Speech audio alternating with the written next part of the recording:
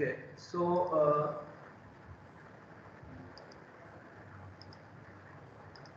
welcome you in the afternoon session, that is the session 2 of today. We have with us Professor Mihir Vyas. He will be talking on hazardous waste management. Professor Mihir R. Vyas is working as head and assistant professor in environmental engineering at Dr. S&SS Gandhi Government Engineering College, Surat. He has presented and published several articles, research papers in various conferences, seminars, training programs, and delivered lectures at various institutions of the NGOs. He has also coordinated third-party monitoring program at Ankleshwar, Panoli, and Jagadia for more than 2 years, and acted as environmental engineer in Schedule 1 audit team and audited several chemical process industries.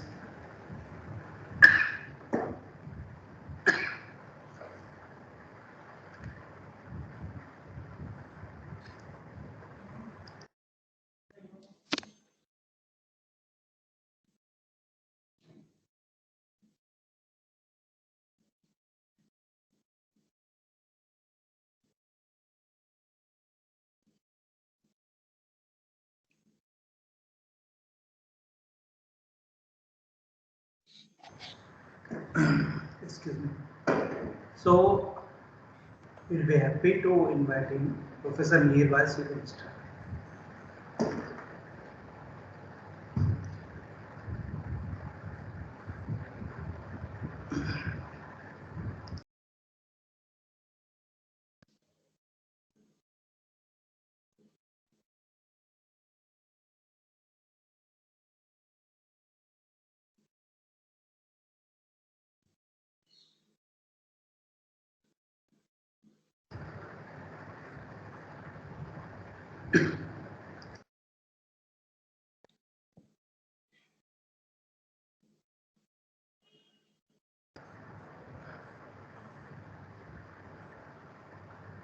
We can see your presentation. Okay, sir. Sir, can I start? Yes, Okay. Professor. So, Please. very good afternoon, Singh sir. I'm extremely thankful for the opportunity given by Singh sir, Khare sir, and Saha sir for allowing me to share the views on hazardous waste management. This is a subject which has been offered to our branch in the semester 5, known as Municipal and Industrial Solid Waste Management, and one chapter is also there related to the uh, methods for the treatment of hazardous waste, principally physico-chemical, biological, and thermal. So I will share these contents of hazardous waste management in this my presentation. So before we start, let us remember the very well known marine biologist uh, Rachel Carson in her publication called Silent Spring. She said that if we are going to live so intimately with these chemicals, eating and drinking them, taking them into the very marrow of our bones, we had better know something about their nature and their power.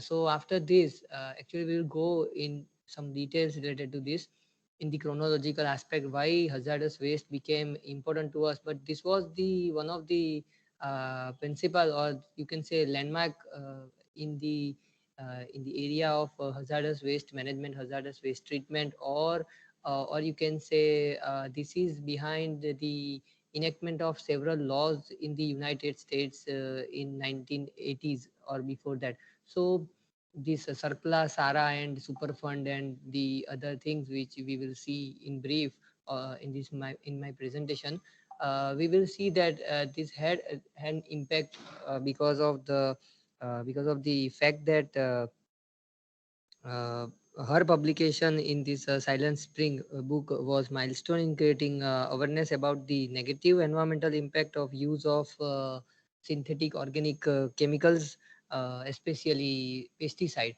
Right. So we have to remember her. So before we start with this, uh, let us see the contents of my presentation. So the contents are briefly we'll touch to these particular points: introduction, important definition, principal characteristic, treatment methods, and references. So some of these landmark episodes which came to our mind whenever we see hazardous waste anywhere, or we think of hazardous waste, that is historical roots that started from Roman Empire, and that is later psychosis. Then DDT, of course, we know that uh, we have sampled from various places, from even the birds and from humans also, right? So traces of DDT are there. Then mercury for the episode at Minamata, Japan, and organomercury fungicide at Iraq, polychlorinated biphenyls, then love canal issue, of course, then many others, right? So uh, the when in ancient Rome, don't drink as the Romans do, right? So there is one saying that when you are in ancient Rome, don't drink as the Romans do, because of their lead poisoning. So their vessels, their pipelines catering the need for water were made of lead, and that was one of the cause for that. So if we see about this chronological list of important events that had lead us to these lead us to these various notifications in hazardous waste treatment, and why it is essential, and there are so many uh, restrictions for the transboundary movement, are that the hazardous nature, or the word hazardous waste came from this hazard. So first we will see waste definition, then we'll see hazardous waste definition, we'll see the characteristics, important characteristics of hazardous waste, uh, namely corrosivity, flammability, toxicity, and reactivity. Some other characteristics are also there. But before that, we first see this chronological list of important events. So the events that have drawn attention to the hazardous material and waste are one of these atomic bombs, two atomic bombs that were dropped by United States during the World War on the cities Hiroshima and Nagasaki on 6th August and 9th August in 1945. So that created so many deaths of the people of Japan, and we all know that how this radiation will affect the upcoming generations, right?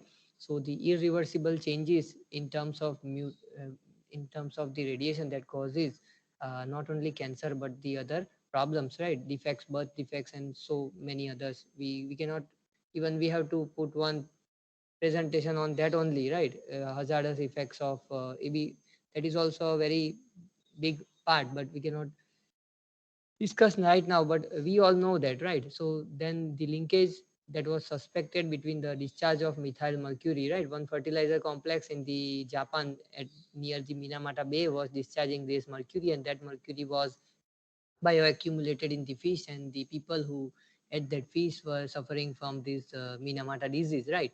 Then the we already have discussed this publication of Silent Spring, right? And then the US EPA 1970, United States declared that they will have one agency which will take care of this environment for providing cleaner and healthier environment for the people of America, right? So then there will be a notification in India also. We had one rule in 1989, 1970.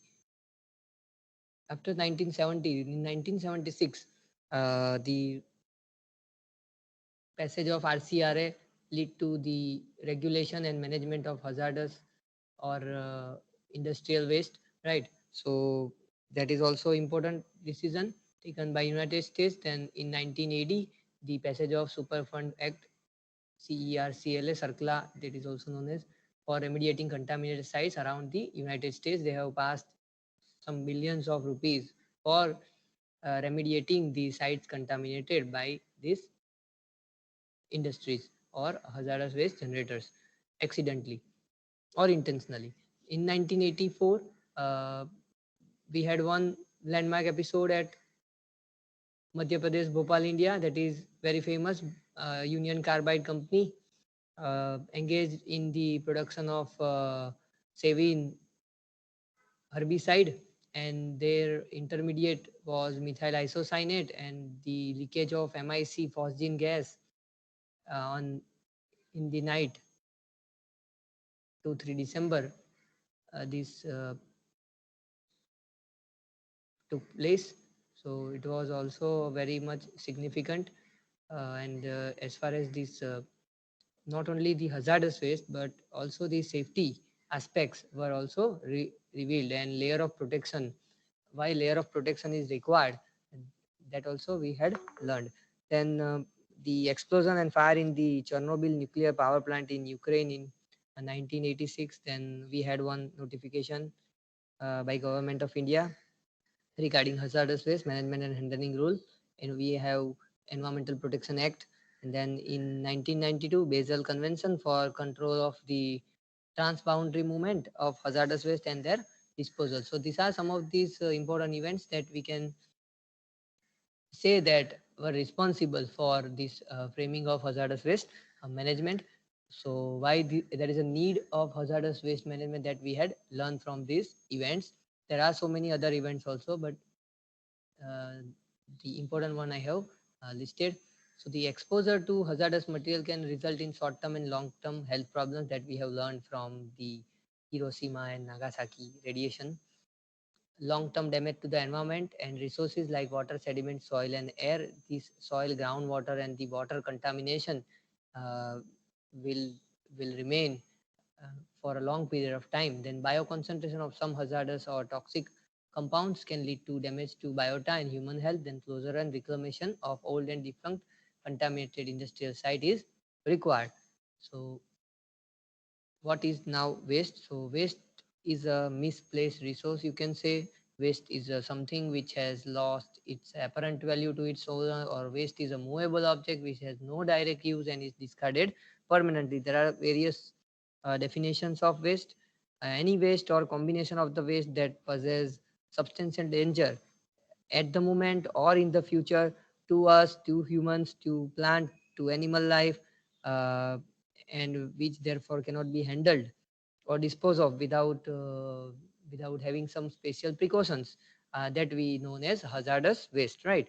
So hazard means anything that can get converted, right, into a situation which is dangerous, right? So that is hazard.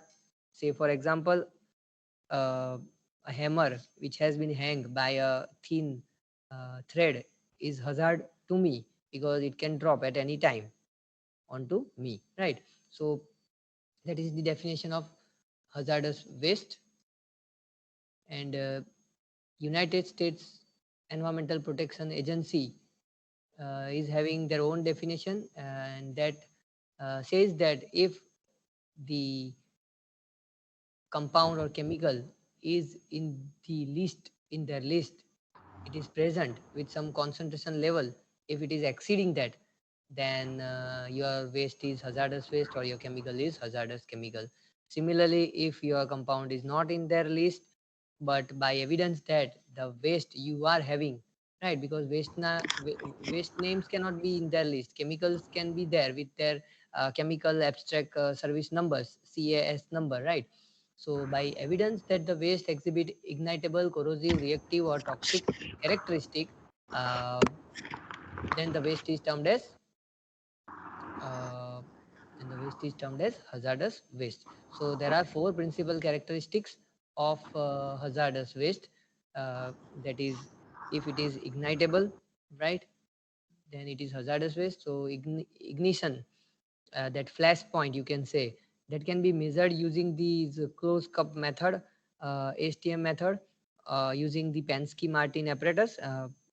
So uh, if it is ignited, if it is having a very less flash and fire point, then it will catch fire immediately, and that is the hazard, right? So if the flash point is less than 60, if the solution containing less than 24% alcohol by volume, right, then it is ignitable waste. Then if it is it is ignitable and compressed gas, it is an oxidizer, you can say. And if by having contact through friction or absorption of moisture or spontaneous chemical changes are there, and if we ignite it and it burns vigorously and persistently so that it can create hazard, then also your waste is exhibiting the characteristic of ignitability. So we can say that your waste is hazardous waste. Similarly, if the waste is having the pH of less than 2, say for example, or more than even 12.5, right, and it has a very good potential that it can corrode the steel, right, steel rod. Okay, so there is one rate given in this D002 of code for federal rule CFR of US EPA, that it if the rate for this corrosion is more than 6.35 mm per year, then your waste is exhibiting the corrosivity, right? So say for example your waste is having the pH less than 2 and you make it 3, right? So your waste is not hazardous waste. That is not the case. You need to dip that steel electrode, steel rod in that particular solution, and you need to check it, right? So these are some of these uh, rules from which you cannot escape, right? Similarly, reactivity means that uh, it is normally unstable, you can say, and it undergoes violent reaction without detonating, and it reacts violently with say water, right? Or it creates a potentially explosive mixture when it combines with water, or it is capable of having the explosive reaction, right? If heated under confinement, it blast, say for example, right? So these are some of these conditions which make this waste reactive waste, even when it is exposed to some pH values, right? Say for example between 2 and 12, then it generates toxic gases, some vapors or fumes are liberated, and that possess sufficient danger to human health and environment, then your waste is reactive waste. And for toxicity, there are some uh, reasons, some tests are there through which you can establish the connection. One list is there. If your concentration of these compounds present in your waste exceed that values given in that list, then your waste is you can say toxic waste, or your waste exhibit toxicity. At the same time, there is a one test name TCLP, is that toxicity characteristic leaching procedure. Before TCLP, there was one EP test was there, but that is nowadays not used. So this TCLP test can also give the idea of whether your waste is exhibiting the characteristic of hazardous waste, right? So these are the four principal characteristics. In India we have different cases. Let us first see what EPA has to say regarding their listed waste. So there are basically two lists there with them, F list and K list. Similarly, P list and U list is there, that is process waste from general activity and from specific industrial processes. Unused off specification chemicals, their container residues, spill cleanup residues of acute hazardous waste, and the other chemicals. So basically there are some 17 industries. The list is there. Some zinc production, lead production, aluminum, ferroalloys, ink formulation, chemical process industries, petroleum refining, right, and wood preservation, and something which are engaged in this pigment production. So this waste, if your waste is generated from this industry, then you are designated as your hazardous waste categorization. So next, so these are the most important characteristics that you need to learn, you need to remember. So this is your F type of waste, and these are the K kind of waste, then P kind of waste, and U kind of waste.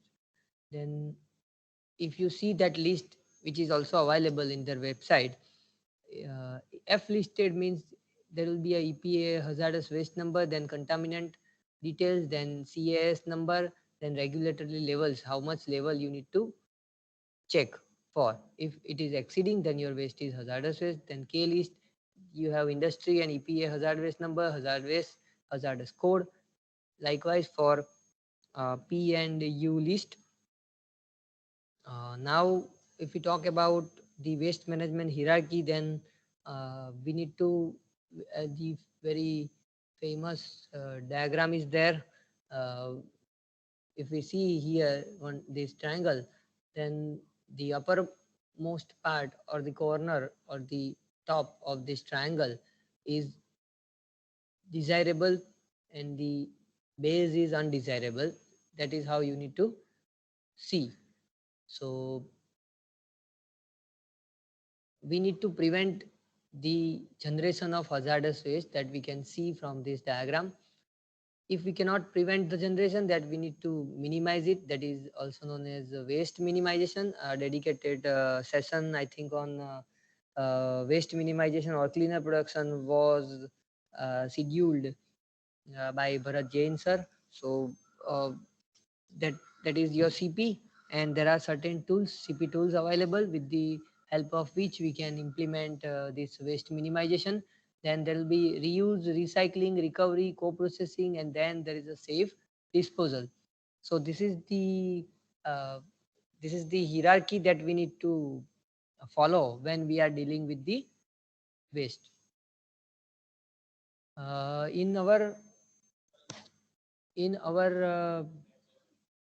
Hazardous Waste Management and Handling Rule under Environmental Protection Act 1986, we have 3 sections or schedules through which we can determine whether the waste is hazardous one or not. And that is Schedule 1 through industrial processes. So you can see that Schedule 1 of Hazardous Waste Management and Handling Rule under Environmental Protection Act. I will share one copy along with my presentation, this notification, which you can see several forms are also there, what you need to maintain, what you need to give, how this manifestation works. So then schedule 2, that is concentration of constituents, similar to EPA. We have our own list wherein all these hazardous chemicals are there, and that list gets updated also periodically. Then schedule 3 is the characteristic of the waste. So we have, along with these 4 important characteristics, some other characteristics like mutagenicity, then you can say phytotoxicity, cytotoxic, or radioactive, infectivity, teratogenic, right? These are some of these important characteristics of waste. Ignitability we already have, I think, discussed. If some portion is remaining which I haven't uh, talked about, then we can see here that it is not a liquid and is capable. Means it is not possible every time that your waste is liquid. Your waste can be solid, your waste can be gas also. So it is not a liquid and is capable under standard temperature and pressure of causing fire through friction, absorption of moisture, and spontaneous chemical changes. When ignited, burns so vigorously and persistently that it creates hazard. Okay, we already have covered this. So next slide we will go. Corrosivity, we already have covered this. See here, 6.35 mm. So this is the value which you need to remember. Important value, 6.35 mm, right? Then reactivity is there. So reactivity also we have discussed. Toxicity. In toxicity we have discussed this. EP extraction procedure was there previously before this TCLP procedure came into picture. So there is one table given, table 1. Here is this table. So regulatory levels are this. If your constituents are any of these and your concentration is beyond this, then your waste is toxic waste. You can establish, or you can establish it through the TCLP procedure also. And thus there are 3 ways that a solid, that is solid waste, that is solid, liquid, semi-solid or contained gas, can be considered as hazardous waste. So if I am the generator and I say that my waste is hazardous waste, then in United States it is declared as hazardous waste, because by the entity producing waste, this declaration has been made. So there are the waste is specifically listed in any of the 4 lists provided in the EPA, that also we have seen. And if this your waste is exhibiting any of 4 characteristics, right? So the other important characteristics are radioactivity, infectivity, phytotoxicity, mutagenicity, cytotoxic, and teratogenic. So some waste which are biomedical waste exhibit some of these characteristics. Hazardous waste categorization can be made by these 2 subcategories, that is based on source and based on chemical constituents. So based on source, it can be of from the manufacturing industries, chemical process industries, then it can be from nuclear power plants, then we just have talked about this biomedical waste, so biomedical industry, hospital and allied, then these means laboratory, surgical houses and all, uh, sludges from water and wastewater treatment plant, household hazardous waste, and e-waste is there in this based on source categorization. And based on the chemical constituents, we have a very big list that we will see, that is your non-halogenated VOCs, then halogenated VOCs. So very detailed list is there, which you can see at your own time. Will not discuss this. So examples are also there. Say for example, radionuclides, then radioactive and mixed waste disposal area, uranium, thorium, right? Likewise. So now we will swiftly move towards the important topic from which the major presentation part is there, because we have to go long. 100 slides are there. So treatment methods for hazardous waste, and we already have taken our lunch. So uh, we will see the overview of the chemical and physical treatment, biological treatment, and some 1-2 slides of thermal processes, because all these points elaboration in single session is not possible. So I will cover the processes which are under the heading of chemical and physical treatment, biological treatment, and thermal processes. Very little will be covered. So chemical and physical treatment. So pollution prevention goals are there with us, right? Because these are necessary nowadays and it is desirable also. So most manufacturing operations uh, still create some waste, right? And that ultimately requires treatment.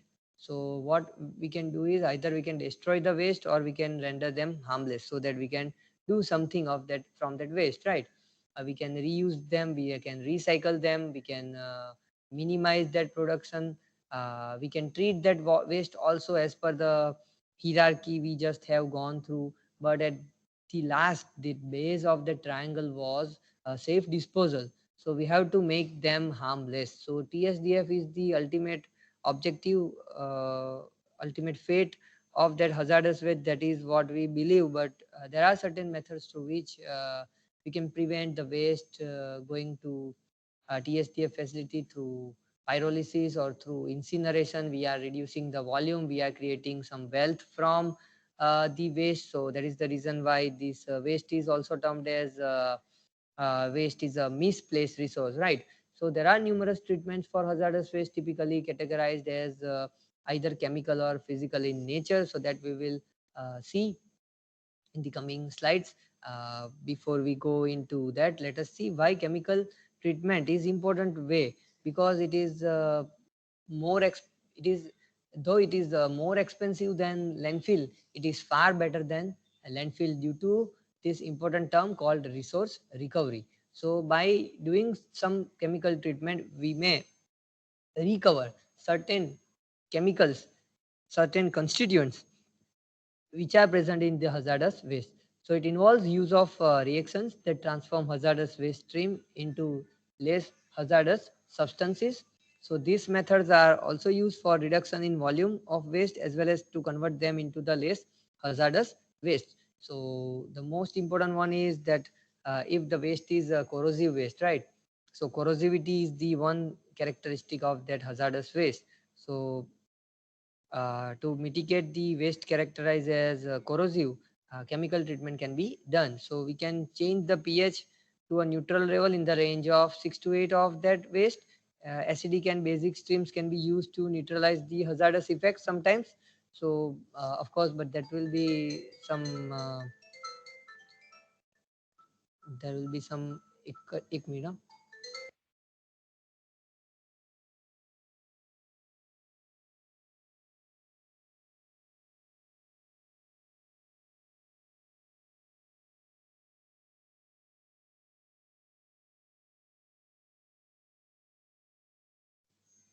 Okay. So these methods are used for the reduction of volume of waste as well as to convert them to less hazardous waste, right? Then, so this is neutralization is done with the help of the chemicals, alkaline chemicals and acidic chemicals. Acidic chemicals are used for alkaline wastewater. Alkaline chemicals are used for acidic wastewater. So 1 minute, please. I'm extremely sorry.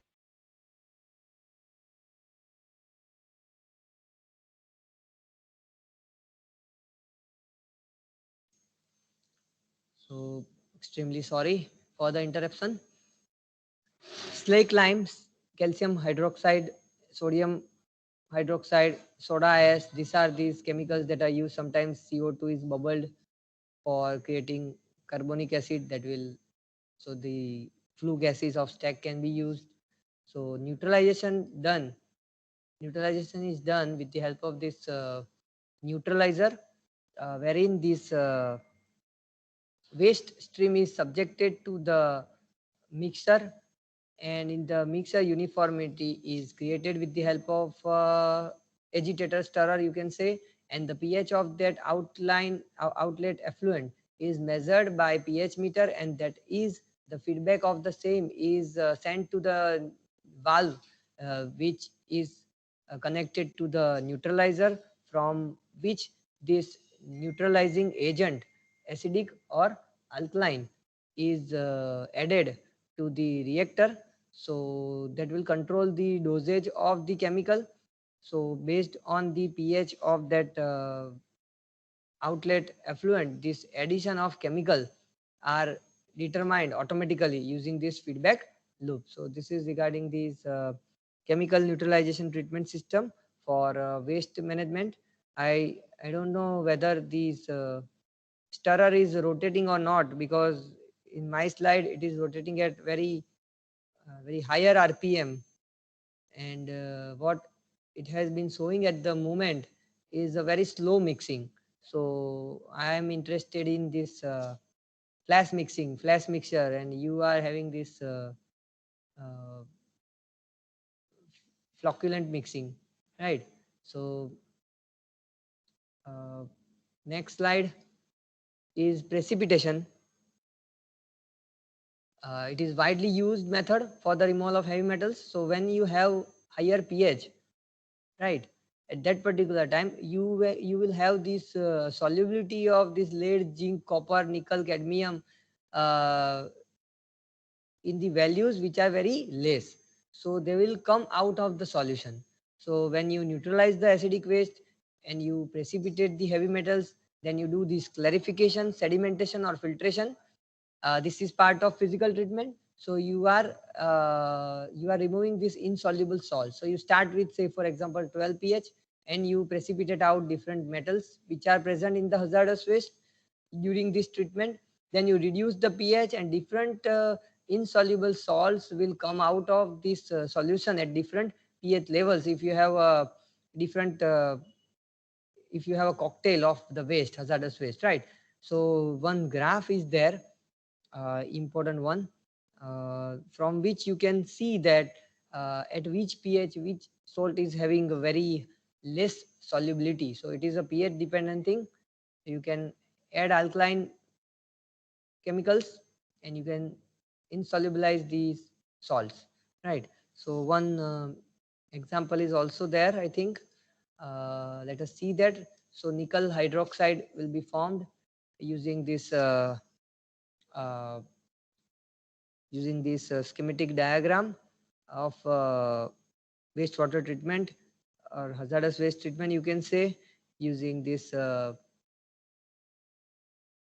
precipitation, clarification and filtration system. So this is equalization tank and this is your mixer, electrical controls. My slide is visible to you? Yes, your precipitation slide is there. And sir, no such things like this stop presenting, slide number, recording, and all these things are not visible, right? Because I'm having difficulty in reading the slide. That is not there. But this time slide precipitation Ni plus 2 Na plus NaOH that is showing. So I can continue with my presentation, right? Yeah. Okay. So uh, I cannot see it properly, but thanks that I have made my presentations, so I can remember that.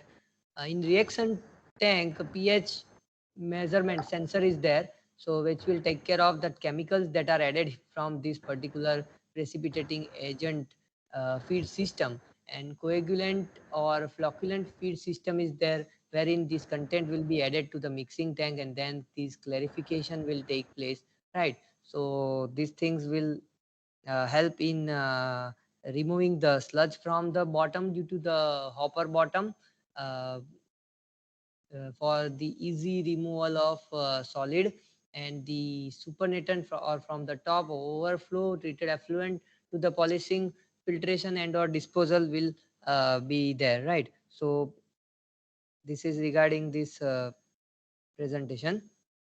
Next slide, that is precipitation. So sometimes we need to convert this valence state of metal so that from the state of soluble they converted into the insoluble states, or say for example from the more soluble state which is more harmful, say for example chromium, hexavalent chromium Cr plus 6 to the Cr plus 3 which is less hazardous form, right? So we do these things, and that can be done with the help of chemicals, that we will also see the reactions how it can get converted, right? So before we go into that, so precipitation graph is there. Addition of chemicals such as sodium sulfide or sodium bisulfate, this will get precipitated. So this is the graph of precipitation, and you can see that solubility of metal hydroxide and sulfide in aqueous system with reference to this pH. So concentration of dissolved metal salts are reduced at this pH 12. This nickel will get precipitated, zinc will get precipitated, lead likewise. So there are so many uh, concentration of dissolved metal ions salts are there, and you can see from this graph how you can remove them at particular pH. But you have to, when you add these sulfide chemicals, you have to make sure that the problem of odor and potential toxicity, that is generation of sulfur hydrogen sulfide H2S gas, will be there. So to minimize this risk, slightly alkaline pH should be maintained, right? So that the release will get prevented. Then coagulation and flocculation. So this is a very old chemical process, you can say, where we add these water soluble chemicals and polymers for the precipitation of heavy metals, for separating the suspended solid from liquid, and when they, especially when they are in colloidal form, their sedimentation rate is very low, Stokes law, if we see, right, the diameter and density of these particles are very less, so they will not settle easily. So what you need is, you need to have this networking or bridging or binding of these individual particles, so that they form large agglomerates. And this is done with the help of adding and aiding the coagulation chemicals, flocculation, and the aids. So by doing so, what you are doing is, you are diminishing the zeta potential, so that the particle will come closely to each other, and there will be higher chances of collision, and this will agglomerate the particles. Charge neutralization will take place, and this all will happen with in this coagulation and flocculation, which is done first by rapid mixing and then by slow mixing in the flash mixture and clariflocculator, you can say, right? So uh, common coagulants are alum and aluminum sulfate, and ferric chloride and ferric sulfate. And we do these experiments first in the laboratory uh, by doing the very well known apparatus used for this jar test apparatus.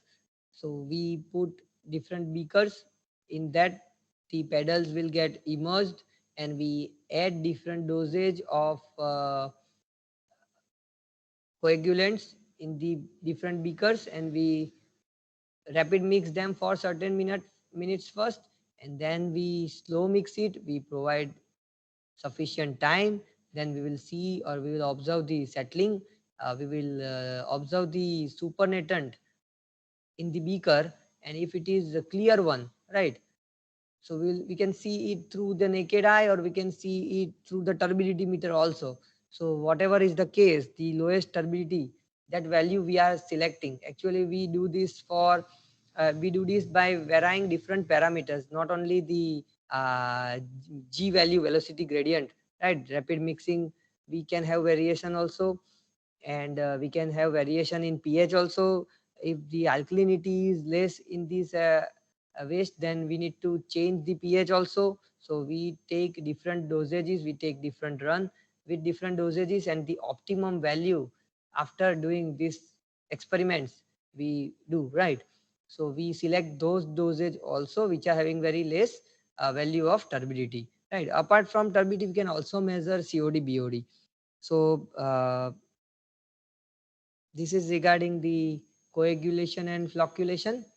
So this this is this apparatus. The name is JARTES. I think I have put figure also somewhere. So let us see when that figure comes. Agglomeration of colloidal particles are subjected to coagulation treatment, right? So this I was talking about, networking, bridging, and binding. So high mixing speed is undesirable because that will tear apart these particles, large agglomerates. So that is not desirable. So that is the reason why rapid mixing will be followed by slow mixing. So we principally, the factors which we generally need to see when we go for coagulation and flocculation are suspended solids, pH, then dosage,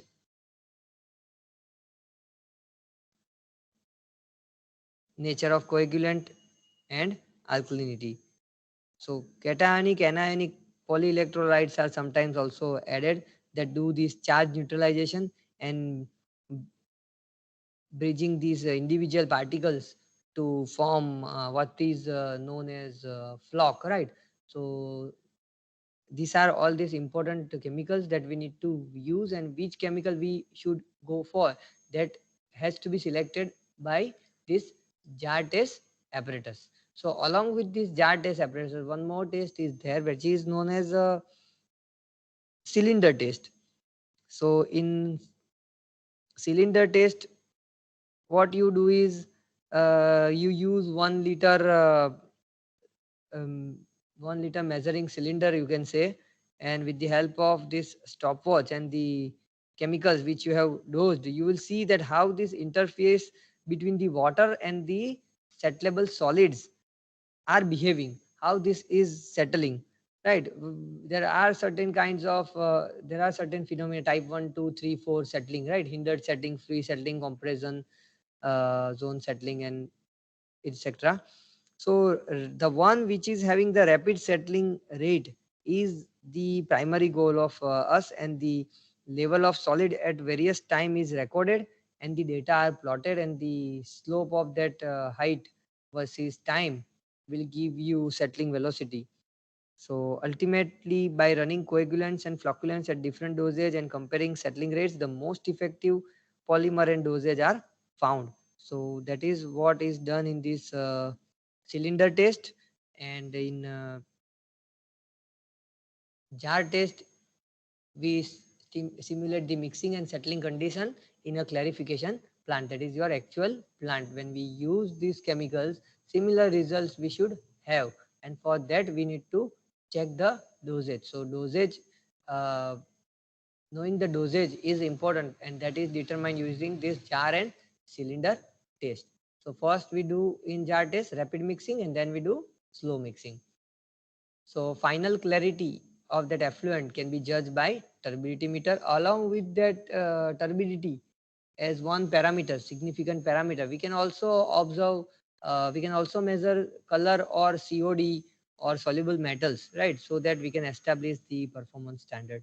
The protocol of rapid and slow mixing also that can work best for clarification can be later on duplicated. So that is how why I told you that the value of G is also important.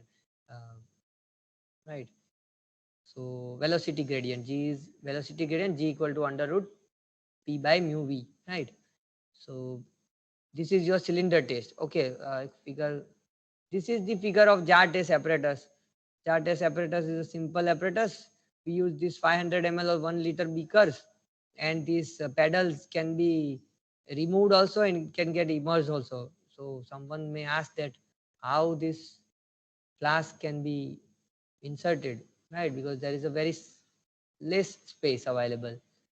Okay, so then cylinder test. So this is the settled sludge after performing cylinder test, right? Then oxidation and reduction. So oxidation and reduction, these are these chemical reactions that are important to us, and we use this for the toxicity issue related with hexavalent chromium. So Cr plus 6 can be converted to Cr plus 3, which is less hazardous form and is more favorable that we convert it. Then halogenated compound to the non-halogenated compounds, we can use this oxidation and reduction reactions. So if this hexavalent chromium is actually highly toxic, and this can be converted to chromic hydroxide using these chemicals, these reactions, right? So here if you see hexavalent chromium Cr plus 6 state is there, and here it is Cr plus 3 state. So less toxic and more acceptable for subsequent recovery or final disposal. That is the reason. Another issue that we need to see is the gold leaching. So gold leaching is done from the ore by creating the heap of around 15 to 100 feet in height, and uh, that is stocked on the impermeable high density polyethylene liner, so that the leachate or this the solution which is used for leaching of this gold or solid extraction of this gold will not penetrate to the will not get percolated to this groundwater strata or to this soil, right? So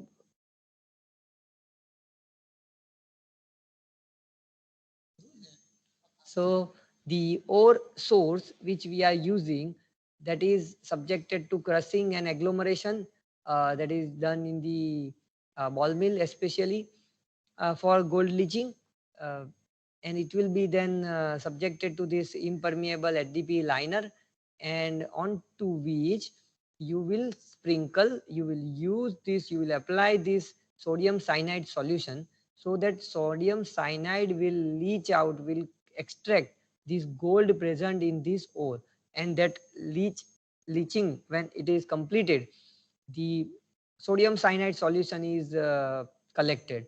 Of course, certain sodium cyanide solution will remain within this heap only, but that heap will put apart.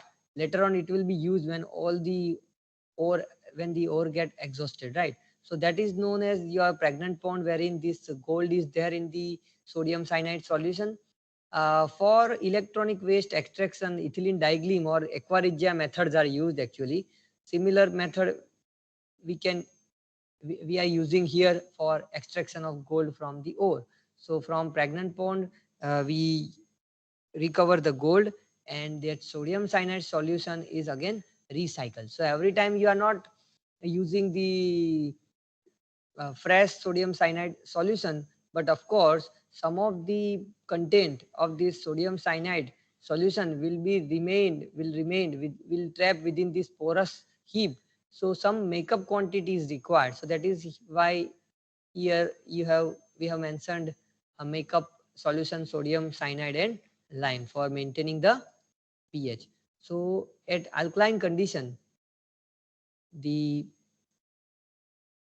sodium cyanide will react with chlorine and it will form sodium cyanide, and this sodium cyanide will react with chlorine and it will form carbon dioxide. That percentage and small substrate zero is actually error, but it has been converted. I don't know why, due to this non-compatibility of, I think, Microsoft Office with different versions. So you ignore them. And hypochlorite bleach or peroxide or ozone can also be used to achieve nearly complete destruction. So we'll also see this use of peroxide and ozone, Fentone reagent, FeSO4H2O2, and ozone and UV and ultrasound and electrobeam and whatnot, which is termed as advanced oxidation process. One dedicated lecture is there, I think, on this topic, right? So we'll not touch more. Uh, so we'll move to next slide. That is cleaner production, color removal. Okay, so this is also important. Waste minimization tools are there which we can use. This will not touch because this has already been in touch in detail by Bharat Jain sir. So carbon adsorption, then PAC, powdered zeolite, coagulation and flocculation or chemical oxidation with chlorine or other strong oxidizers are also used for removing color.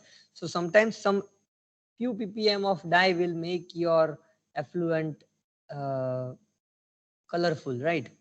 So that color we need to remove, and due to this persistent nature, refractory organic compounds which are present in this wastewater, we cannot remove this easily. So for that purpose we need to use some methods which are non-conventional in nature, and so many researchers have dedicated much of their lifetime uh, in revealing this magical power of fungi, then bacteria and other microorganisms, right? So with the help of bioaugmentation or with the help of these GMOs, genetically modified organisms, that we will see later on when we will go to biological treatment, how this will be useful, how P. chrysosporium is useful, that is white rot fungi, in the removal of this hazardous waste constituents, because of the power of the white rot fungi in secreting these exoenzymes which are powerful in degrading the lignin, right? So lignases and peroxidases, and these are some of these enzymes that are secreted. Then mycelial color removal process is there, that is also very much promising, wherein this rotating biological contactor is used onto the disc onto which these cells of fungi are there, and they will react with these color causing substances and they degrade it, so the color removal will take place. Chemical oxidation or advanced oxidation, these also we have just discussed. So basically advanced oxidation processes generate hydroxyl radicals, and these radicals are non-selective in nature, and they are very fast, and they will mineralize the organic matter present. So some persistent organic products or refractory organic compounds. So this works by fusing, diffusing, ultimate degradation, and some of these phenomena which you may find interesting if you see through this book uh, given in my reference also, Metcalfe Eddy, right? So advanced oxidation processes are useful, and Fenton reagent is also very much promising due to the low cost it is having, because you can also do this AOPs using ozone treatment. Ozone treatment, there is one also expert talk is there on ozone treatment, right? So you may have gone through it in detail. So ozone you have to produce on site only. You cannot store or transport ozone. So there is a list of advanced oxidation processes or classification you can say, and this is with irradiation, without irradiation, heterogeneous and homogeneous systems. So whatever I have talked, they are in combination with each other, and you can have different combinations. The one which gives you best result and is the least costliest one, you can adopt that for the degradation of hazardous waste. Then you also need to do for this disease causing waste disinfection. So disinfection can be done with the help of this chlorine, ozone, or hypochlorous acid and chloramine. Disinfection and sterilization, right? These are the two famous terms which we have heard the most during the last 2 years due to this COVID-19 pandemic. So the problem with chlorine is that when organic matter are present, chances are there that they will form trihalomethanes, which are carcinogenic. So an issue of objectionable odor and taste and toxic effect are also there. So you have to use it cautiously. But the thing is that when you use these organic or oxidizing biocides, they will kill these microorganisms, right? So you need to maintain the higher dosage, and the residual effect of chlorine is also there. So most of these most of the microorganisms have not so far developed this resistance for chlorine. So chlorine is very widely used. 8 to 15 milligram per liter of chlorine is used. An automatic residual chlorine monitoring system is there. So rapid mixing is there. Sometimes you use inline mixers, that is motionless mixers, right? So one pipe is there wherein these baffles are there, and these twists and turns due to that baffle will make this chlorine gas disperse uh, in this inline mixers where no moving parts are there, right? So and then it will be uh, there will be some baffle arrangement. Plug flow basin is there wherein this plug flow condition are prevailing, and around 30-minute residence time is provided so that you can have this disinfection of adequate contact time is provided so that this disinfection can take place properly. Sometimes you also need to do dechlorination, right? Because of the fact that the effluent is toxic in nature, and you need to remove this toxicity, and later on these remaining impurities which are present, pollutants present, will be subjected to biological system, and this residual chlorine, if it is there, will kill your microorganisms. So there is a need of dechlorination also. So hydrogen sulfide usage can be helpful, right, for destruction of you for by using chlorine you can have this destruction of hydrogen sulfide. So this cause you deodorization also. Ozone will yield you ozone can be produced by electric corona, and from air or from oxygen you can use it you can produce it on site. Then ion exchange. So ion exchange is also used widely, commonly used for desalting, ammonia removal, treatment of heavy metal wastewater, and partial demineralization of wastewater and tertiary treatment. So these are these DBSB and the anion and cation exchangers available, synthetic polymers. Uh, so you use it and then they will get exhausted, they'll get saturated, then you do this regeneration. So this is a cyclic process. So what you will be doing is, if when you use this ion exchange, you have to put two units together, three units rather, one in standby, one is in operation, and one is in regeneration.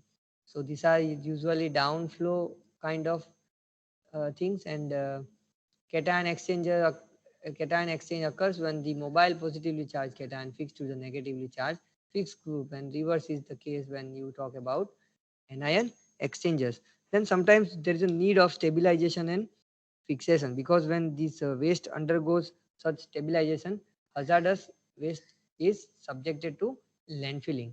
And in landfilling, there should not be any problem, because the materials, if they are mixed together, then sometimes they may form pyrophoric materials. Barabar છે? So at that particular time, it can catch fire also. So for that purpose, these sorbents that contain carbon you need to avoid, right, for hydrocarbon waste. And sometimes these alkaline sorbents, if you are using, then they may also release the gases like carbon dioxide and ammonia. Acidic sorbents can solubilize metal hydroxide, and they can release hydrogen cyanide or hydrogen sulfide gas also, which may later on create problem. So stabilization treatment system are designed with the aim to limit or reduce the ultimate release of hazardous constituents from a waste by reducing the solubility of hazardous constituents or reducing the exposed area that may allow migration of the contaminants. And sometimes we also detoxify the contaminants. So we generally dewater the waste before solidification, so that the moisture content will be reduced and the sufficient volume reduction will also take place. And the solidification, when you do at that time, it will be cost effective. So chemical treatment to scavenge toxic materials, that is also important part. And use of binding agent or polymers. So most of the time we use these pozzolanic materials like fly ash or Portland cement or cement kiln dust or uh, the other chemicals, which are ideal sorbents, which are inert and which are non-degradable. So the selection criteria, major factors for selection criteria are quantity required to eliminate free liquid, then compatibility with the waste, and the binding properties. So these are the things which you need to take into account. Now we will go into physical treatment. So many physical treatments we already have, we already are in contact with, due to this their names are, we use it for wastewater treatment also, so the names are very much famous with us. So all these unit operations, you can say, uh, screening or sedimentation, clarification, centrifugation, flotation, filtration, sorption, evaporation, and distillation, and stripping, and reverse osmosis, right? So all these things are widely used for physical treatment. So because of the fact that they are least complicated and they are cost effective, right? So we use it. Similarly, unit operations will not change the materials, right? Means the chemical formula will remain same, their phase may get changed. So materials will get transferred from one place to the other place, right? So physical treatment usually transfers the hazardous constituents from one medium to the another medium without changing the characteristics, right? So recovery can be possible. Then the optimum waste disposal physical treatment is used in combination with other treatment technologies. So we combine these things with the other things. So that is known as physicochemical treatment methods. That is the reason why we put it like that. It is a physicochemical treatment method. So that is the reason why it is first choice. So first is screening. So screening is even the initial step in wastewater treatment. And bar rack or screens for the removal of coarse solids, we already know we use it in these effluent treatment plants, sewage treatment plant. So the use of strainers, which is also one kind of screen only, uh, for the removing solid particles from liquid waste prior to thermal treatment is essential, right? So that is important. Screening is important because of this. It will remove these floating materials. It will remove these large solid coarse solids. Then sedimentation. So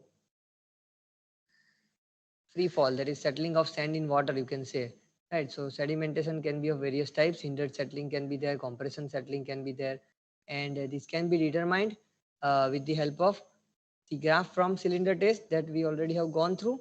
That is height of liquid solid interface versus time. When you plot, right, you will get the idea. So different slurry concentrations are undergone this cylinder test using different chemicals. It will yield you different settling and the time required for the settling. So this will be advantageous for us to determine this settling. The goal of clarification. So the goal of clarification is to produce a clear liquid effluent rather than a dense dewatered sludge. So there is a center feed clarifier, or you can use clariflocculator. So clariflocculator means you will rapid mix in a one single unit, wherein this mixing, coagulation, flocculation and clarification will take place, right? So that is known as your clariflocculator. And lamella separators are also used because in a small volume you can create the same desired effect due to these inclined plates that will provide more settling surface, right? So when you have a limitation of space and you want to reduce the cost, so you use this lamella separator. Center feed clarifier, this is center feed clarifier. And next slide, centrifugation. So for dewatering of the waste sludge, right, when you wish to remove the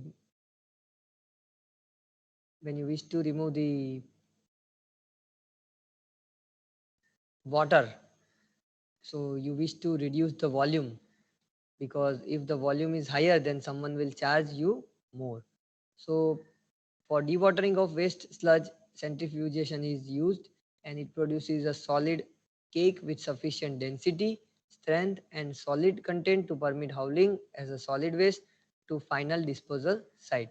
So fuel requirement of incineration versus dewatering, this can be best judged when you use this centrifugation, right? So it is a compact, high throughput capacity and simple to operate when you compare it with some other filtration equipments. Say for example, uh, this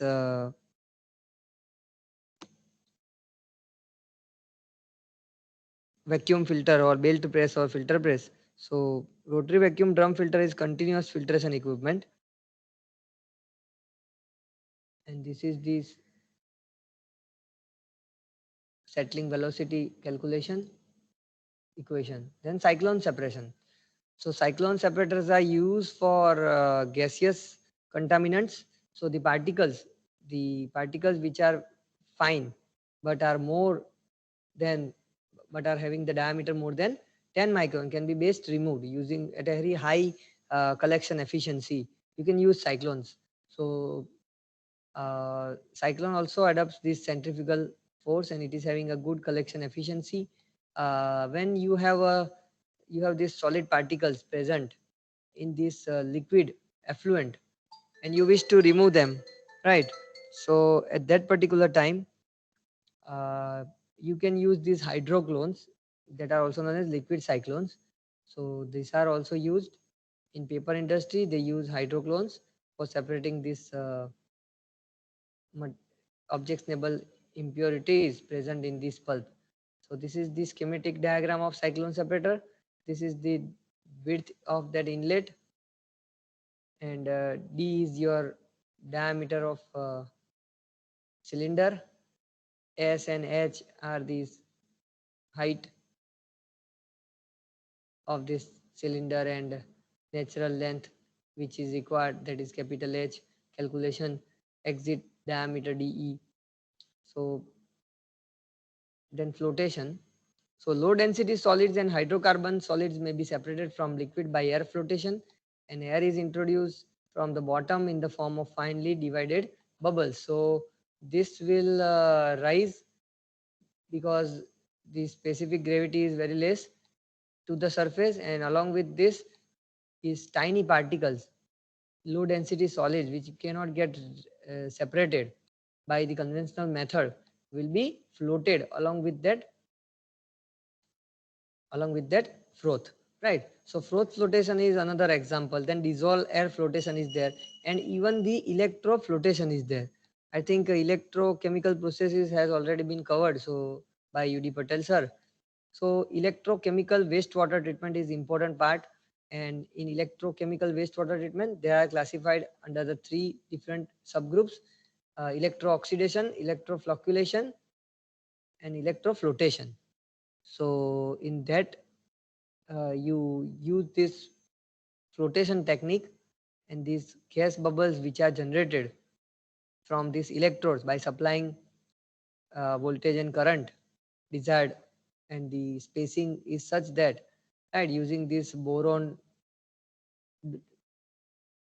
dope BDD, boron dope diamond, or some electrodes are there, stainless steel electrodes are there, iron electrodes are there, graphite electrodes are there, you are treating the effluent. Then filtration is there. So in filtration you use sand filters, but for sand filters frequent backwashing is required. Then vacuum filters are there. With the help of vacuum you are removing the filtrate from this cake. You will yield cake from this slurry, and you will get the filtrate also. And this can be done with the help of a rotary vacuum drum filter. Then you have filter press also, wherein these plate and frames are there. Plate are solid and frame are hollow, and on the frames that filter medium is there. So the slurry will pass through this filter medium, and the cake will get deposited inside the frame. And later on, when you have this press termed as hydraulically jammed, right, the cake resistance is very high after a certain period of time. There are two kinds of filtration: constant pressure filtration and constant rate filtration. So in constant rate filtration you are increasing the pressure with reference to time, right? So at that particular time, the time will come when you are no longer in a capacity to increase the pressure for maintaining the same flux through this filtration. So at that particular time you will stop this filtration and you will backwash this system, right? So in case with filter press you cannot backwash it, you need to remove it because there are plates and frames, right? So the advantage of filter press is that you can increase or decrease the surface area of filtration by providing additional frames to the system. So for this purpose, in the small industries, despite of it is laborious and it is batch process, so based on the industries, they use filter press. But in sugar industry, continuously your fruit juice has to be sent to the vacuum pan for the production of sugar through the Swenson-Walker crystallizer and multiple effect evaporation. So you use rotary vacuum drum filters. Multimedia filters are also there, which are having different layers of anthracite, silica, and garnet. So they will have different advantages. Rotary vacuum filter. This is the rotary vacuum filter. So slurry is sent to this bottom trough where the bottom trough is agitated so that the settling will not take place in this bottom trough, and there will be vacuum through this central duct. So the liquid will try to move inside, and out of this drum, on the outside of this drum, there will be a stainless steel mesh. So mesh means the openings are there, filter medium is there, you can say that it is a filter medium. So through this mesh there will be suction of the effluent, and the effluent will pass through this mesh, but these solid particles cannot pass through this. So this slurry, wherein this suspension of solid is there, they will form the cake over the surface of the drum, and this cake is still having certain contaminated liquid, so that liquid has to be removed, otherwise this solid product will have the traces of those hazardous chemicals. So you will wash it with water, or hot water rather, so that most of the content will get washed. Then you will have this dewatering zone. In dewatering zone, the sludge cake will get dried, and then there is a doctor's knife which will scrape the surface just like we scrape uh, apples, right? When we eat it, we remove that peel. So it will remove that solid product from the drum, and due to this application of the knife over the surface of this stainless steel mesh, your screen is again, these perforations are again ready to go into the immersed, they will get immersed into this slurry once again, and they are ready for the buildup of another solid cake. So there will be continuous production, continuously you will get the filtrate through the central duct, continuously you will remove this solid cake through this knife, right? So this is how the rotary drum vacuum filter works. You cannot use these substances which boils at very low temperature, because vacuum is created, right? So that is that disadvantage of this rotary vacuum drum filter. And this is the drawing of filter press. These are the frames which are hollow, and these are the plates which are solid, right? So this is how these clothes are attached, and this cake will be within these frames, and this is the gutter for the influence and filtrate, right? This is the influent gutter, and this is the filtrate gutter, and this is placed on this pressure plate, and this is the closing cylinder. This is how this works. Then absorption. So when the gas is having some contaminants which are which we wish to remove, we use absorption. So absorption is done with the help of pack tower or tray tower, you can say.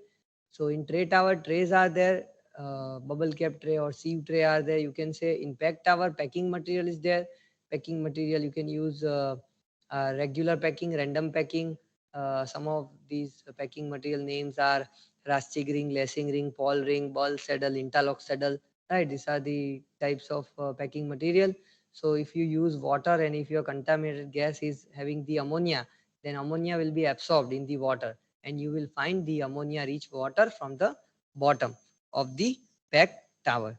So this is the picture of this pack tower, wherein this pack material is there. So contaminated gas will go into the upward direction, whereas the absorption liquid, scrubbing liquid, will sprinkle from the liquid distributor, and it will be in touch with this packing material, and the gas which will be cleaned will be removed from the top. So mist telemeter will take care of that the scrubbing liquid will not get out of this along with this gas, and from the bottom drain this liquid is collected, and then if ammonia is there, then you will raise the pH, you will bubble the solution, and you will recover the ammonia.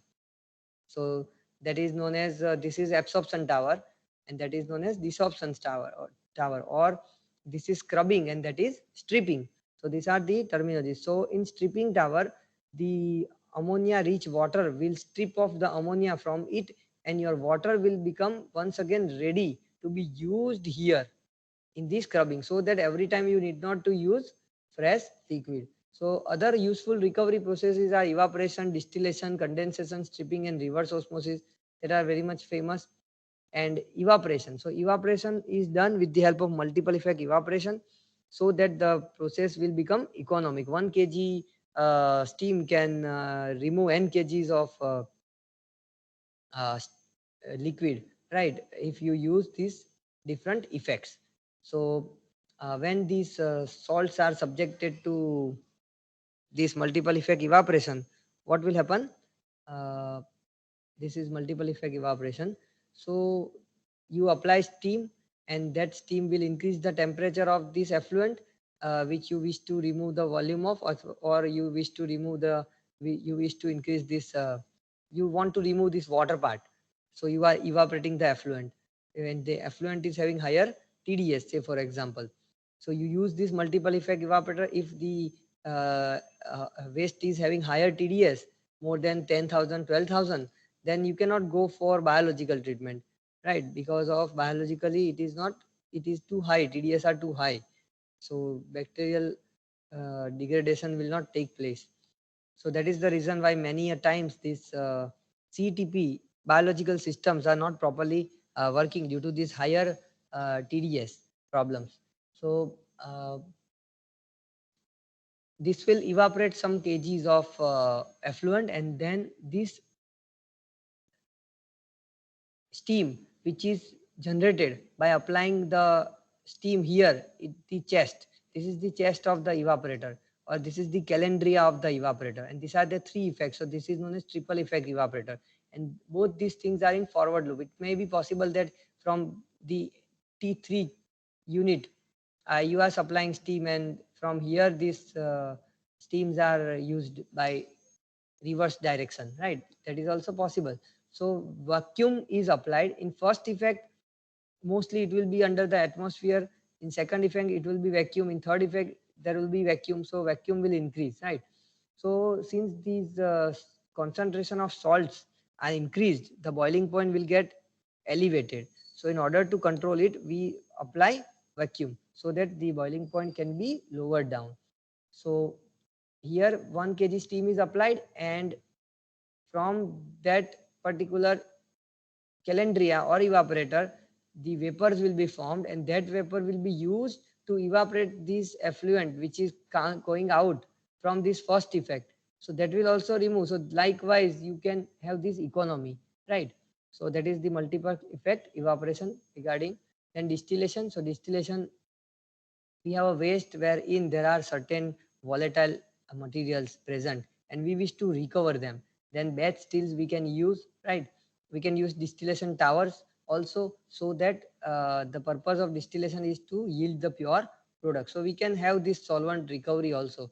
In Ankleshwar there are so many units present which works like this way, and they recover these solvents from the solvent residue. So when two or more liquids are separated by vaporization and condensation, that is known as distillation. So this is the still of batch distillation. Fractionation is continuous distillation, and here this columns in the column tray are there, right? So the vapor will be formed, and that vapor will go in upward direction due to the lighter density at the, and they will get condensed, and from the reflux drum, part will be refluxed and part will be sent to the receivers. So at different temperature different valve will be opened, and the receiver will receive different pure solvents. So some of these condensate will be refluxed, so that will enrich the quality of the overhead vapor. So these are the stages actually. Number of trays means number of stages. So this is how we can separate these solvents from the solvent residue using distillation. Similarly, you can use steam to strip off the volatile material present in the waste streams. So for that purpose, you can have this kind of steam stripping unit. So steam stripping involves the injection of live stream directly into the liquid waste to volatile and separate the lighter components, which are later on condensed by the condenser, and you will have this recovery. Now we will go into biological treatment methods. So they are efficient, cost effective, and they are even more eco friendly because of the fact that they will mineralize, they will take care of the pollutant natural way. So many a times you may have find that contaminated soil, landfill leachate, or groundwater, or contaminated wastewater are subjected to this biological system, and you you successfully treat that effluent. So bioremediation of pollutants can be done with the help of various means. One is this GMO by recombinant DNA technology, then by biostimulating by adding certain nutrients, and heavy metal removal by metal microorganism interaction, that is by bioaccumulation or biomineralization or biotransformation, bioleaching or biosorption, right? So bioaugmentation is also used, use of microbes or enzyme, that is your natural attenuation process. So this is the growth curve introduction, then log growth, maturity and decline for microorganism. Anaerobic bacteria are present in the biological systems, or you can have the aerobic bacteria also, right? But the question here is that hazardous waste can be treated by biological treatment. So the fact is that it can be, because you may like pizza and I may like pastry, right? So a substance that is hazardous for one group can be valuable food for another group. It means that aerobic microorganisms may not, in certain cases, may not degrade PCP compounds, phenols, right? Pentachlorophenols, derivatives of chlorinated phenols, right? So, but anaerobic bacteria may degrade it. So you need to take this opportunity for degradation of this degradation of these different compounds, polyaromatic hydrocarbons, or the other different compounds which we will see, right? So biological systems are generally subjected to the fluctuating load. So if you are giving the shock loading to the biological system, they will not work perfectly. Of course, different biological systems are having different capacity to accommodate or to adapt the fluctuating load, but this shock loading can be done by three different ways. You can, if you have the flow is change, or organic matter concentration is change, or pH is change, right? Then that way this you can have this temperature. If you have temperature fluctuation, then you can have these four kinds of shock loading uh, to this biological system. Heavy metal concentration, of course, is important. Then nutrient level is there, oxygen level is there, temperature is there. These are some of these important parameters. So based on the biological system, the parameters may be different.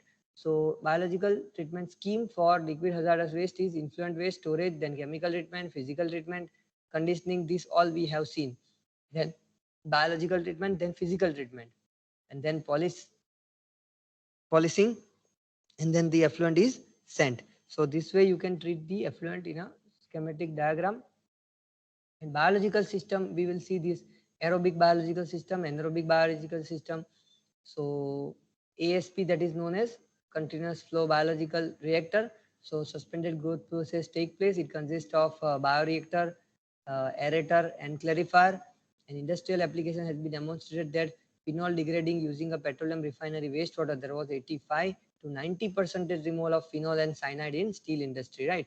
So it is possible that we can use this activated sludge process. So in activated sludge process, you have pre-treated effluent which is subjected to this preliminary primary treatment is sent to the bioreactor, where these microorganisms are in suspension, and you will provide this air through the diffuse aeration system, so that maintenance of dissolved oxygen will take place, and this content along with this effluent and microorganism will then sent after sufficient retention time in the bioreactor to the clarifier, so that the supernatant clear liquid will be sent to the further treatment, and the dense sludge, settled sludge, which is also known as MLSS, will be sent to the bioreactor once again, that is known as RAS, returned activated sludge, and the surplus sludge is sent for treatment, because this can also be considered as hazardous waste. So sequencing batch reactor, next is sequencing batch reactor. So sequencing batch reactor is another activated sludge modification, you can say, but this will not work continuously. This works in a batch mode, sequence mode, that is known as, it is termed as SBR. So first stage is field stage, where you add effluent and you mix this content using the air, So fill and react, that is your react stage. Sufficient time is provided for filling. Say for example 1 hour is provided. For reacting, say for example 2 hours are provided, and then it will be quiescent conditions are provided. You will stop this uh, you will stop this aeration or mixing, you can say, and then this heavy sludge will get settled, and the supernatant from the top will be decanted, you can say, right? So after decantation, this field stage, you can say it is in field stage once again. So again you can send your effluent to the same unit. So all these things happens in a one single reactor. So SBR is, that is why very much useful. So there, this is how this working of SBR. uh, Landfill leachate treatment using this PSE SBR was promising, and it could remove these contaminants found in the landfill leachate, right? Then aerated lacunes are there. Then trickling filters are also there. Trickling filter, there will be a packing media onto which this microbial film will be there, and you will apply from the top this wastewater, which will get percolated from the top to the bottom. And when it is percolated, it is in contact with this film, microbial film, and this microorganism present in this film will remove these constituents. They will assimilate this organic matter present in the effluent as food, and will degrade them so they can grow, right? So this is how this trickling filter works. Laboratory studies of aerobic degradation. So this trichloroethane, PAH, dioxin, phenanthrene, and HCH, linden, chlorinated groundwaters were successfully degraded. White rod fungus, this is also, this has been discussed somewhat in these previous slides. So it secretes basically these lignases, that is extracellular enzyme that is having 10 to 15% peroxidase. So using this co-metabolism, pre-Chysosporium, white rod fungus, or there are certain other species of fungi also that are very much promising for the degradation of chlorinated phenols, PCP, PAH, PCB, polymeric dyes, and pesticides. Mycelial color removal we already have discussed. RBC, rotating biological contactor.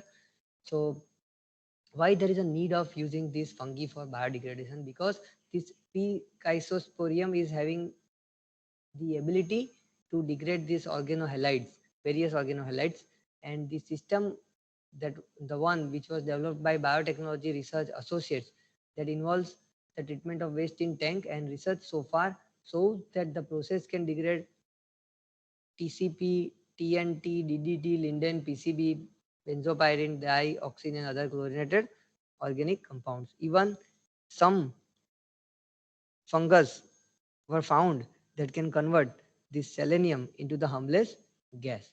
So these are some of these magical powers they are having by the nature, and they can take care of this hazardous waste if we use them in an engineered way. This is regarding this anaerobic wastewater treatment, COD balance.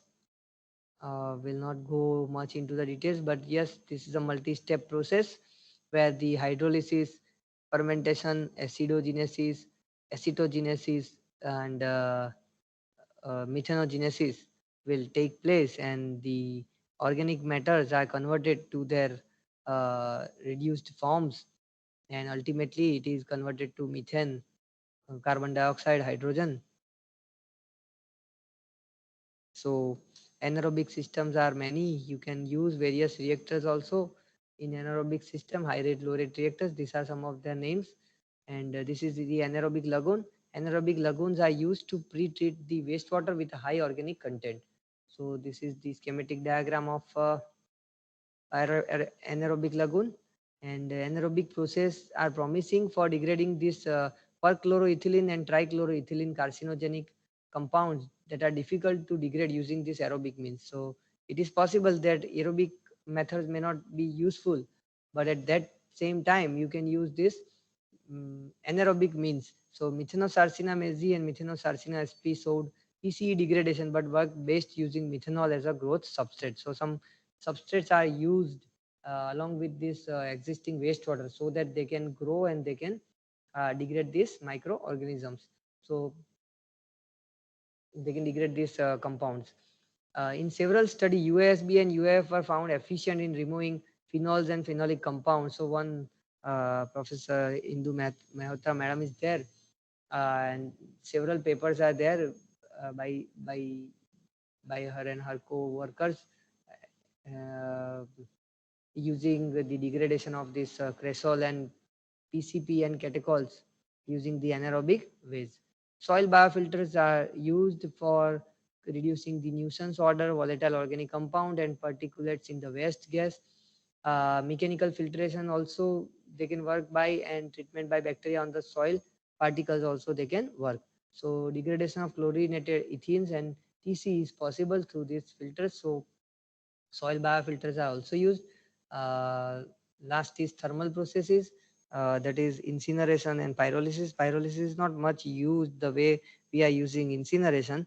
Incineration means that combustion of waste in the presence of oxygen. So it is primarily used for destruction of waste, that is destroying the toxic organic constituents. So it will reduce the volume of the hazardous waste. Some of these incinerators which we use for the treatment of hazardous waste are liquid injection units or fixed earth units or rotary kilns or fluidized bed units, but I have not put it in detail here because of the time limitations. So since one topic was remaining and that was in this first slide, so I have kept it here, this incineration and pyrolysis. Pyrolysis occurs in absence of oxygen, and it is more efficient energy recovery compared with the incineration, but initial heating that creates problem, and the longer residence time is required, and this may yield potentially hazardous leachate residues also due to the saline bath we are using for pyrolysis. So that is what I wanted you to see through my presentation. So these are the references which I have used. So thanks for listening to me patiently. So if you have any question, you can ask me. If you know, I will tell you.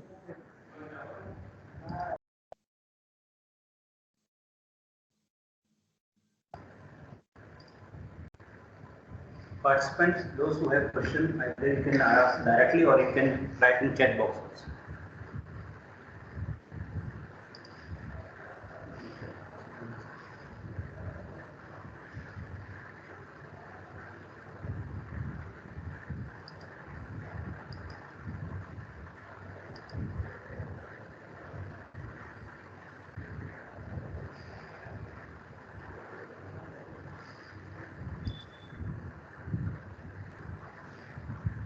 Okay, one question is from Dr.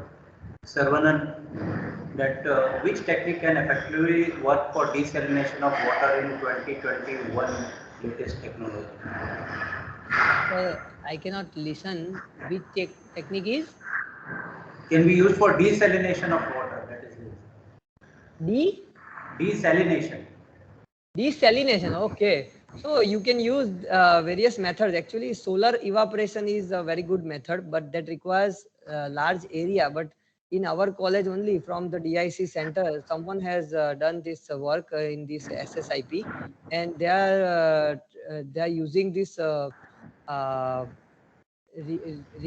want to convert this wastewater into the water, and they want to reduce the volume, and they want to do this with the help of this solar evaporation. So multiple effect evaporators are used, but multiple effect evaporators actually uses these fossil fuels. So it is better that we go with these technologies which are more dependent on the renewable sources.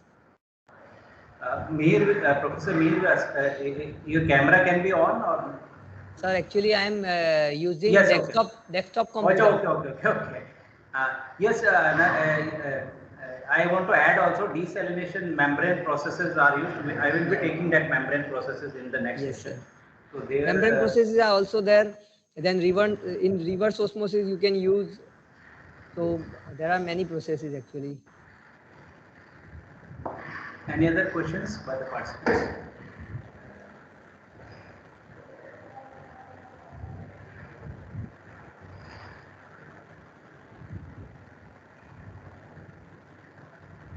Sir, is there a need to take the picture from that desktop showing with the showing the No, no, no, coordinator and this? Then I no can problem. join that webcam because it is somewhere in that cupboard. I can No, use it, no, no, no problem, no problem.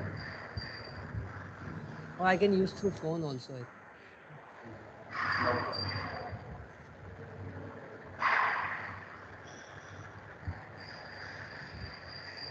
Okay, I think if there is no question, I thank Professor Mihir Vyas for a Thank you very very much. nice session. He has dealt the hazardous waste management in a very much detail, starting from its characteristic and then the different types of treatment like physical, chemical and biological. So all the aspects he has covered. So very nice talk. Thank you, Professor Mihir Vyas, for giving the lecture. Thank you. Thank you so much, sir, for the wonderful opportunity, and thank you all participants for listening to me patiently. Okay, sir. Thank you. Good afternoon, sir. May I say something? Yes, yes, yes. This is Dr. Dr. Smita. Smita Vagholikar. Sir, the sessions are really very nice and very informative and knowledgeable. We are getting a lot of good information from all the speakers. Thank you for this lovely FDP, sir. Sir, one more thing I want to just request you. Sir, tomorrow I have a meeting. So can the exam be taken little earlier, sir? Again, you tell because some problem was there. What was your Sir, question? sir, I am requesting that tomorrow can the FDP test can Yeah. it be conducted little earlier, sir, during say lunchtime or so? Because sir, During. I have an important NAC meeting at the university level, and Okay, we will be. You can talk directly to me later on. I will decide. okay, sir. Thank you very much.